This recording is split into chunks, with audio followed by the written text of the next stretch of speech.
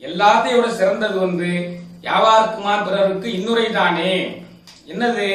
எல்லாத்தையும் சுத்தி மத்தி இருக்கிறவங்கள்ட்ட புறாமே இன்முகத்துடன் பேச வேண்டும். அகனமர்ந்து ஈதலின் நன்றே முகனமர்ந்து இன்சொலனாக பிரின்.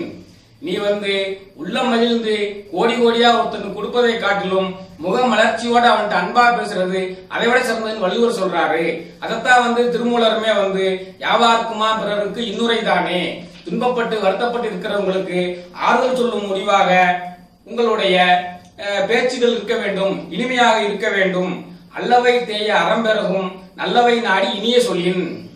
இதத்தான் திருமந்திரத்தினுடைய எளிய ஒரு வெளிப்பாடுதான் திருக்குறள். அல்லவை தேய அறம்பெருகும் நல்லவை நாடி இனிய சொல்லின் அப்படின்னு சொல்றார் வள்ளுவர். நீ உன்கிட்ட உள்ள கெடுதல் பூராமே குறைஞ்சிரும், நலம் பெருகும், நீ கடவுளை நோக்கிய பயணத்துல முன்னேறலாம் அப்படிங்கறதுதான்